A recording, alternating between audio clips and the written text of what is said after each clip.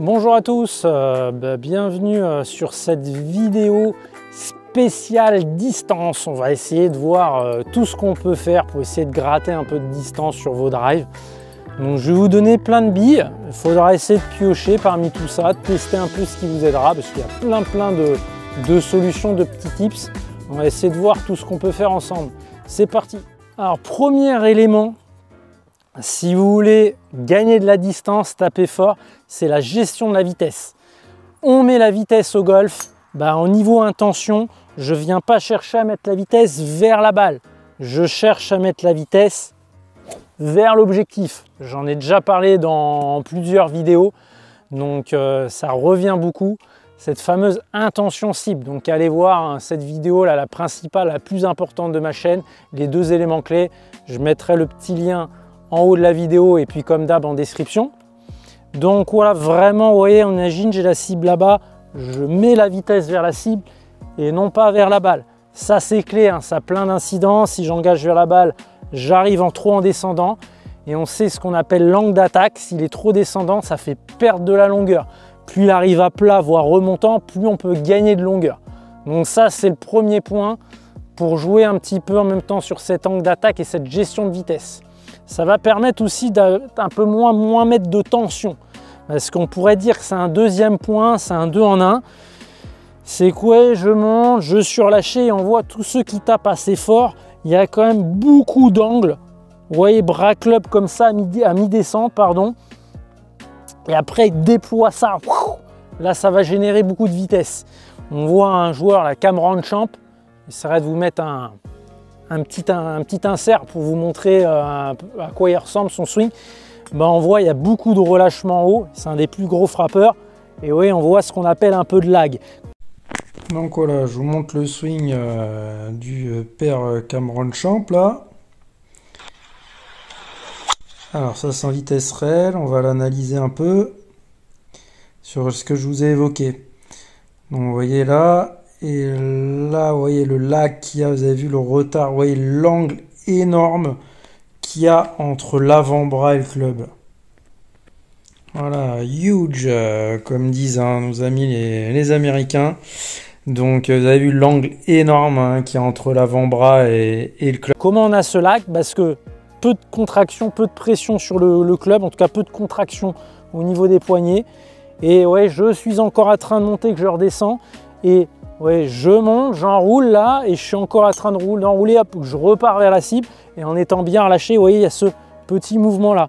Et là, vraiment, si j'ai bien ce relâchement là, bien cet angle là enclenché, là, je vais mettre de la puissance. C'est-à-dire que ouais, si je mets justement la vitesse vers la balle, c'est foutu, je ne l'aurai pas à cette prise d'angle. Donc cette prise d'angle, on l'a par le fait de chercher à mettre la vitesse vers la cible, voilà, et par le relâchement et l'enchaînement entre la montée et la descente. Donc voilà, ça c'est un élément, pas forcément simple à travailler tout seul. Essayez un peu, puis si vous voyez que ça galère, vous pouvez travailler un petit peu avec vos enseignants et puis bien sûr me suivre dans mon programme d'accompagnement où on travaillera ensemble aussi votre gain de puissance. Alors donc on a évoqué engager vers l'objectif, le relâchement des poignets pour être bien l'axe et être ici à mi-descente et pas là. Autre facteur de puissance, comme dans beaucoup de sports, on dit que la puissance elle part du bas.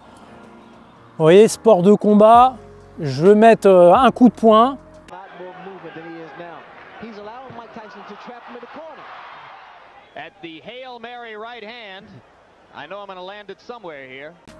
On va venir chercher dans le sol, hop, pour mettre le coup de poing. Ouais, je ne vais pas être là, les jambes toutes molles et aller. Ça part vraiment du bas. Je vois beaucoup trop de joueurs, voilà, le bas du corps est un peu lâché, ils ne servent pas assez du bas du corps. On parle de force verticale.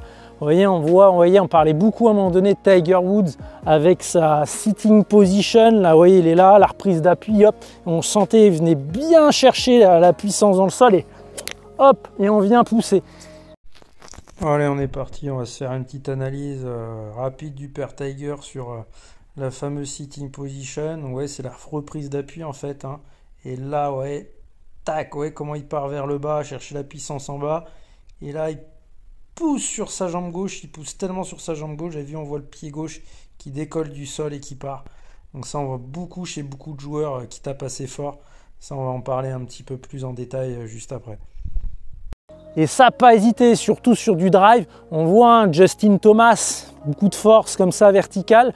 Bah, vous voyez, il a tellement poussé sur les jambes que hop, il est carrément plus en appui.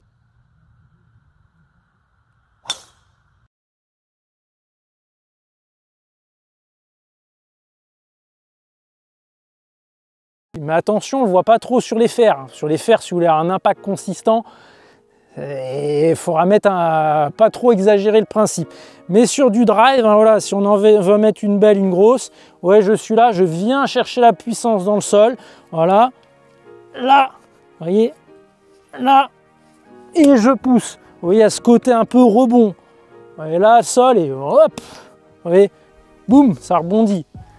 Hop, vous voyez, vraiment cette image-là, qui est souvent stoppée d'ailleurs par une autre vidéo que j'ai faite sur le fait de garder la tête sur la balle. Ouais, les joueurs sont complètement bloqués et puis ils empêchent cette action-là. Alors que ouais, il y a ce mouvement-là. On voit d'ailleurs dans les swings modernes, ah ouais, les anciens swings, les joueurs étaient là un peu en glisse. Et maintenant, vous les voyez beaucoup plus, vous voyez, dans cette action-là, un peu du bas du corps.